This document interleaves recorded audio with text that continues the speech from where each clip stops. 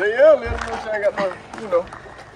Y'all seen him before. Tell the people who you are. What's up? This big ship for One Shipment Enterprise, baby. Yeah, hey, her. Hey, One Shipment, go to get it, her. What's up, y'all? This is Christy from the Boxtruck Couple. We're here with Angelo, One Shipment Enterprise. That's right. Y'all seen him before. We met him officially down in Leeds, Alabama at Buc-ee's. That's right. But we've been communicating on social media for what, a year now? It's been a little year. It's been a little bit. So we're going to be asking him a couple of questions while he's here. Y'all get ready. Stay tuned. It's going to be a good one. So, Angelo, when did you come into the box truck business? Actually, I'm thinking like it's been a long time. It's been last year, August, when we started. What made you come into the box truck business? Because you guys are already entrepreneurs. You guys do a lot of things. Well, what made us, I mean, I tell you, you and Mr. Walter was very inspiring. But what gave us the idea, after watching a few videos, we already have a tent table, a party rental company. Right. So. And you have a box truck for that business. We purchased we was running that off of my Ford truck. Okay. And then the idea came, well, we need a truck where we can house equipment and make it more accessible to unload when we get to a house to drop off tables and chairs and tents. So in that same process is when the time when the Boxtruck Couple was really booming on YouTube, and you know, we just was taking a look at it and we was like, wow, you know, and then we downloaded a few apps just to test it out.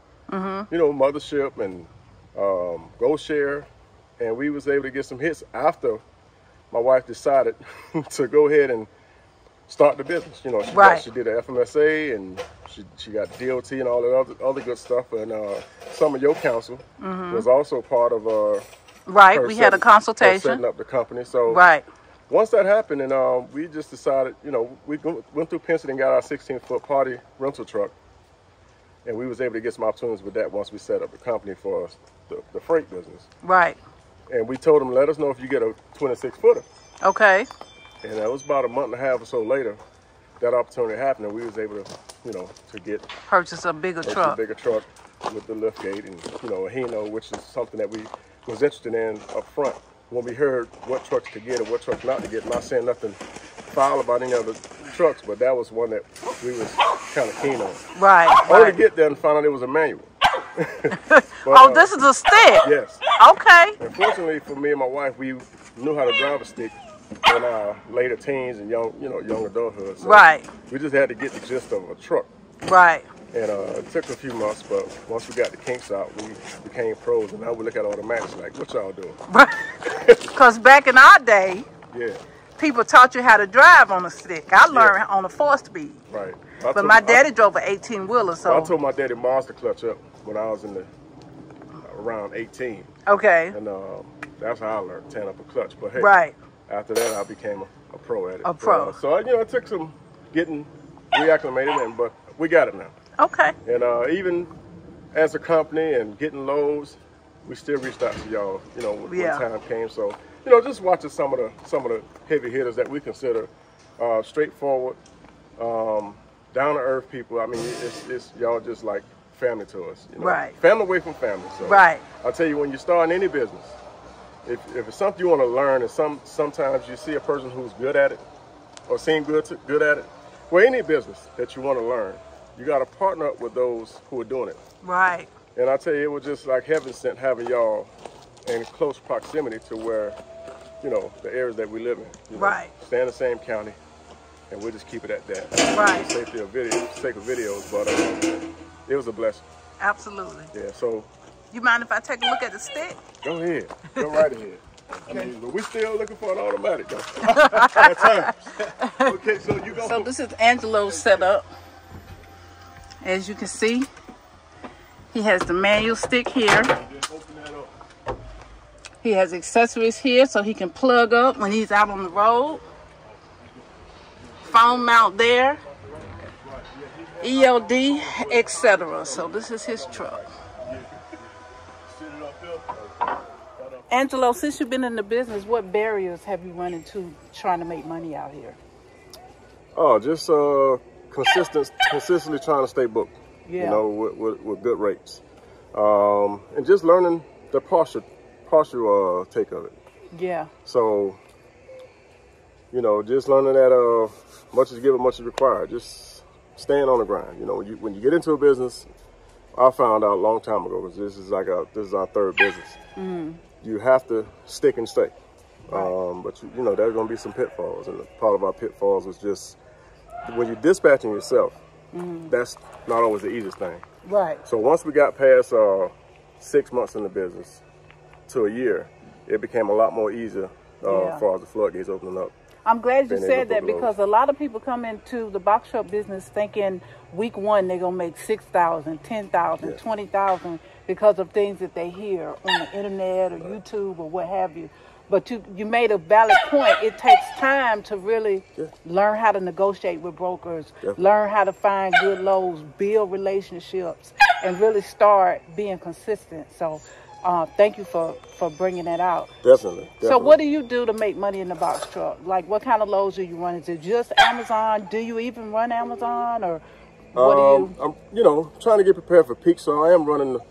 Well, I'm trying to get. I got to do 2 more Amazons to get a score based off what I learned from you. Yeah, we just did that. We just went through the 3 loads. So yeah, but outside of that, I run a lot of Florida lanes over the road, South Carolina, and North Carolina, and Alabama. How successful are you finding loads coming out of Florida? Well, it's true what they say. Yeah. What I've been doing as of late, trying to find an Amazon, because I go deepest Miami. That's my hometown. I go see my mama and stay with my cousin while I'm down there until I'm coming back. Okay. And so I've been learning to do Amazon to kind of get out of Florida, at least to get up some ways to get out. But what I mainly want to do when I'm coming out of Florida is clear my gas costs. Right. That it costs me to go, and that way I can clear whatever sum that I agreed to. Right. I can get the whole thing. Absolutely. You know, because Florida is that bad, but we try not to focus on that, because what you focus on a lot of times is what it is. Right. But knowing that, we just try to cover our gas costs. So we can, a lot of times you have cheap brokers, which I ain't gonna say no names.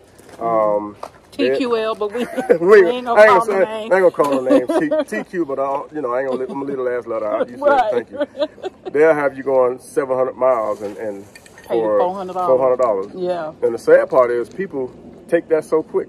I mean, I don't know what it is about that, but we got to learn our value in this business, and that value is not mine. So absolutely, I find something coming back at least 800 to cover my gas costs, and that way we free and clear of the freight that we agreed to going down.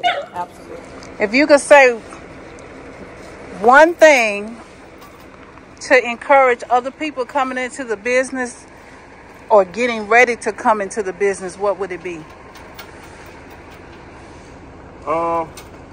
When you're coming into business, take it serious. Give yourself some time to grow. It's not overnight celebrity, regardless of what you see on the internet. Find you some true people that mentor you and to hang with, because that's gonna really take a lot of the fluff out of it. But you gotta stick and stay. The average business takes about a good 3 to 5 years. It don't take that in trucking, but it takes some sticking to it. You got to stick to the business, and just keep your foot on the gas. Keep trucking. Keep trucking.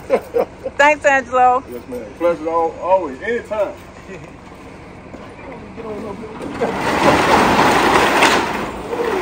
ain't cheating on you, Lucille. Mine on board that thing. So I see you keep a spare tire. Yes, sir. Got to. You're inspiring me to get one. So this is 26, man. Yes, sir. Yeah, I just put my spare tire right here, man. And I can scrap it down. Okay. Then I can put them all inside the tire. And I'll have a packet bag on that side. I'm not going to do Amazon. It's always going to be a little tire space. You put 2 pallets over there, you're going to have a little space over here. Okay. So that's the way I do it. Times don't humble us, they turn me up, I'm flexing, huh? Hard times don't humble us, they turn me up, I'm flexing, huh? Box truck, couple, God first, family second, then the money. We can talk some business if it's worth it, ain't no question, I want money. Money, money, money, money, money, money. Let's go. We can talk some business if it's worth it. Ain't no question. All want money, money, money, money. Dispatch just hit me up, bout to load again. So we on that, on that road again. Amazons, we pulling up in budget trucks for show again. Thanking God I know it's him. Thanking God I know it's him. 22.5K, that's just on our YouTube. Mess around, go up 1,000 a day. Drive 1,000 miles a day. Every time they talk it down, it seem like we be miles away. Let's go, let's go, let's go, let's go. Box truck, couple, God first, family second.